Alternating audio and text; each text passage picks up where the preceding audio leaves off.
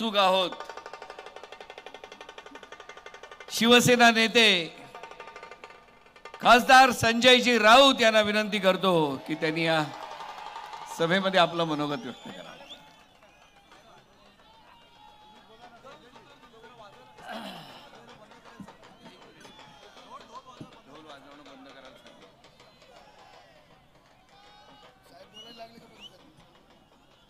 शिवसेना पक्षप्रमुख उद्धव ठाकरेजी यांचं आगमन झालेलं आहे. लवकरच ते व्यासपीठावर येतील आणि आपण सगळेच या विराट सभेला त्यांचं मार्गदर्शन ऐकण्यासाठी उत्सुक आहोत. माझ्या आधीच्या वक्त्यांनी अत्यंत परखडपणे आपल्या भूमिका मांडलेल्या आहेत. आज सकाळच्या शिबिरामध्येही माझं भाषण केलेलं आहे. मी इतकंच सांगेन, मनामध्ये माझ तरी आपण मुजोड नाही. दिसतो साधे भोळे तरी मनगट कमजोर नाही. आपल्याला लढायचा कुणामध्ये चोर नाही. आपल्या एवढी कुणाचीही निष्ठा कठोर नाही. तुझ्या मनामध्ये आहे आपलाच भाग रे. आपण खरी खुरी बाळासाहेबांची लेकरे. पक्ष आपला ठाकरे, चिन्ह आपलं ठाकरे. मान पान शान ठाकरे. पक्ष आपला ठाकरे, चिन्ह आपलं ठाकरे. समजा उद्या तुमच्या हातामध्ये सत्ता आली आणि तुमचे आमदार तिकडे गेले तर मात्र आज शिवसेना पक्षप्रमुख उद्धवजी ठाकरे, शिवसेना नेते आदित्य ठाकरे यांचं आगमन झालेलं आहे आणि ही विराट सभा शिवसेनेचं एक खुलं अधिवेशन आपलं स्वागत करते आहे. अनंत कान्हेरे मैदानावर या देवभूमीत ज्या प्रकारचा हा उत्साह उसळलेला दिसतोय,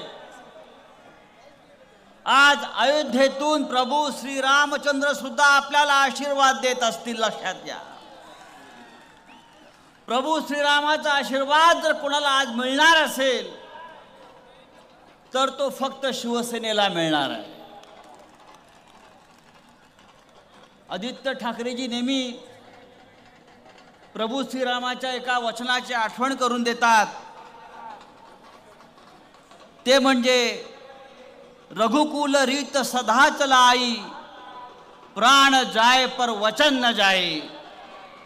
हाच शिवसेनेचा संदेश आहे. प्रभू श्रीराम हे एकवचनी होते, सत्यवचनी होते.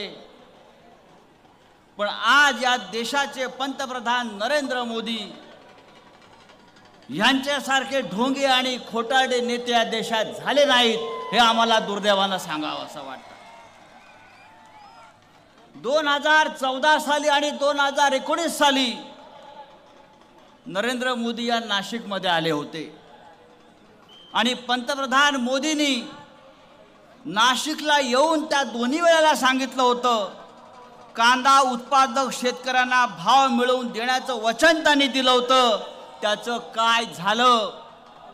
आपण वचन दिलं होतं आणि तेच मोदी परवा काळाराम मंदिरात जाऊन झाडू मारताना देशाने पाहिलं. अरे, झाडू मारण्याचं काम तुमचं नाही, तुम्ही पंतप्रधान आहात. तुम्ही शेतकऱ्यांचं आणि कष्टकऱ्यांचं जे प्रश्न आहेत ते तुम्ही सोडवायला पाहिजे. काल देशानं मोदींना पाहिलं,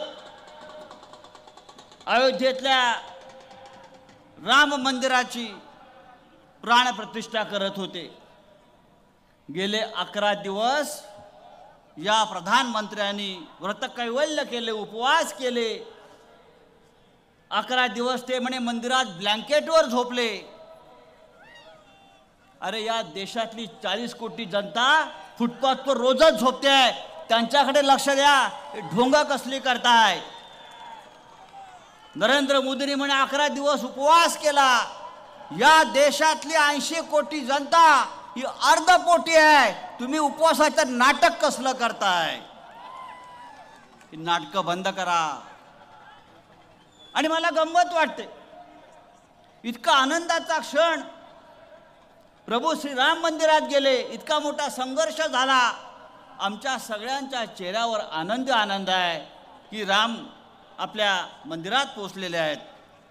पण फक्त एकच माणूस या देशामध्ये रडला, नरेंद्र मोदी. आपण पाहिलं असेल, मूर्तीकडे बघून ढसाढसा रडतायत. अरे आनंद आहे, हा आनंदाचा क्षण आहे. रडताय काय? निवडणूक आला का हा माणूस रडतो? पुलवामामध्ये 40 जवानांचं हत्या झाली, हौतात्म्य झालं, तेव्हा यांच्या डोळ्यामध्ये अश्रू आले नाहीत. पुलवामामध्ये 40 जवान मारले गेले, तेव्हा यांच्या डोळ्यामध्ये अश्रूंचा एक टिपूस आला नाही. महाराष्ट्रामध्ये गेल्या 1.5 वर्षामध्ये 2000पेक्षा शेतकऱ्यांनी आत्महत्या केल्या. हे प्रधानमंत्री महाराष्ट्रात आले, त्यांच्या डोळ्यामध्ये अश्रू आले नाहीत.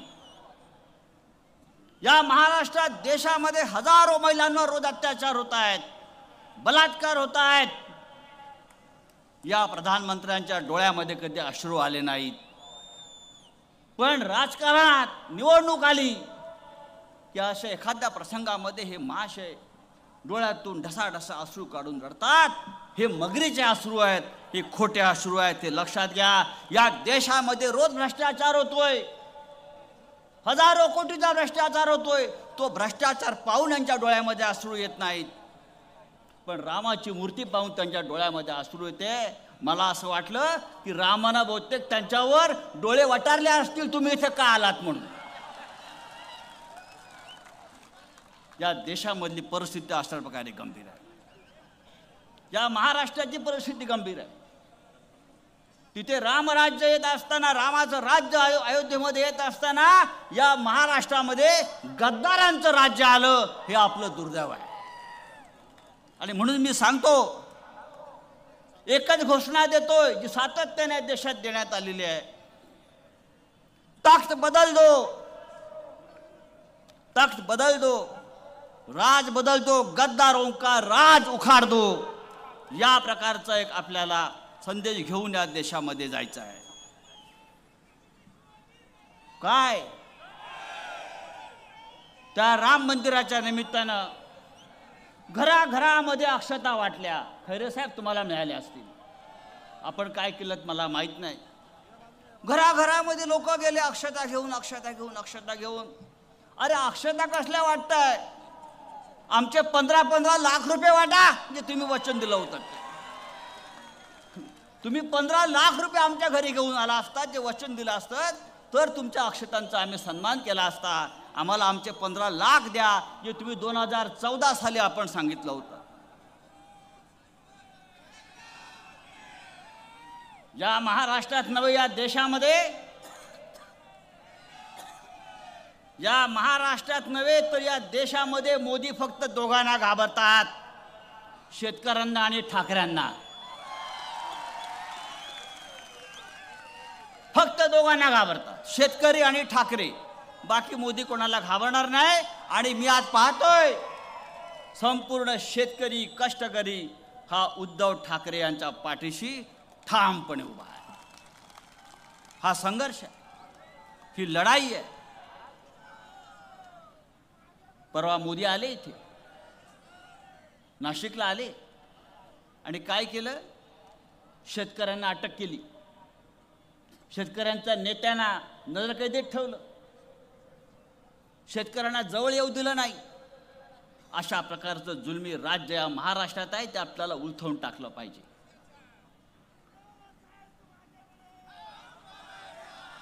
नुसतं आगे बढवायचं नाहीये, आपल्याला ही शिवसेना दिल्लीपर्यंत पोचवायची आहे. पुन्हा एकदा या दिल्लीचं राज्य आपल्या हातात घ्यायचं आहे, या महाराष्ट्र राज्य आपल्या हातामध्ये घ्यायचं आहे. आणि माननीय उद्धव साहेबांना मी तर म्हणतो, फक्त महाराष्ट्र नाही तर देशाचं नेतृत्व आपल्याला द्यायचं आहे.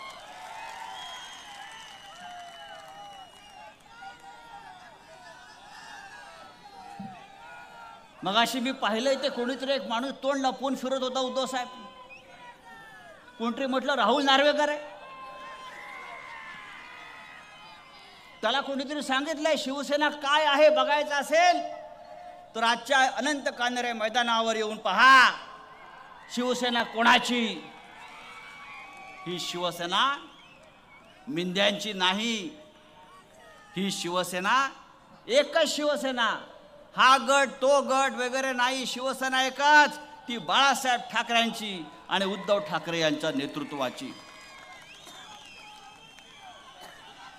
कालपासून आपण इथे या नाशिक शहरामध्ये अनेक कार्यक्रम केले. काळाराम मंदिरात कार्यक्रम केले, गंगेच्या तीरावर कार्यक्रम केले. आज हा विराट जनसमुदाय जमलाय. त्याच्यामुळे महाराष्ट्राचे मुख्यमंत्री एकनाथ मिंधे, फेकनाथ मिंधे यांना म्हणे मिरच्या झोंबलेल्या आहेत. मिरच्या. अरे आता फक्त मिरच्या झोंबला अजून ठेचा आतमध्ये जायचं आहे. काय म्हणाले आपण? भास्करराव सांगितलं मगाशी, आपण सांगितलं काय म्हणाले. त्यांनी सांगितलं की शिवसेनेने म्हणे हिंदुत्व सोडलं आणि ते हिंदुत्व सोडल्यामुळे आम्हाला शिवसेना सोडावी लागली. शिवसेनेनं विचार सोडला. अरे 2.5 वर्ष त्या सरकारमध्ये आपण मंत्री म्हणून चरत होतात ना, काम करत नव्हता, चरत होतात ना. मग त्या 2.5 वर्षामध्ये आपण जेवढे खोके जमा केलेले आहात ते शिवसेनेच्या तिजोरीत जमा करा. पक्षनिधी म्हणून 50 खोके.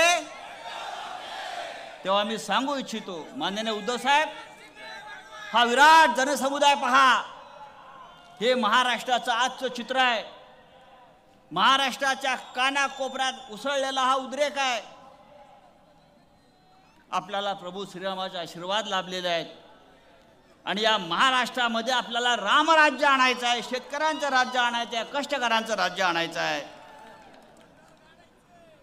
गद्दार गाडायचा आहे, गद्दारांचं राज्य गाडायचं आहे, गद्दारांचं राज्य उलथवून टाकायचं आहे आणि त्या गद्दारांना जमिनीमध्ये 50 फूट असं खाली गाडायचं की पुढले 100 वर्ष या महाराष्ट्रामध्ये गद्दारीचं नाव निघणार नाही आणि फक्त शिवसेना, शिवसेना आणि शिवसेनाच. जय हिंद, जय महाराष्ट्र.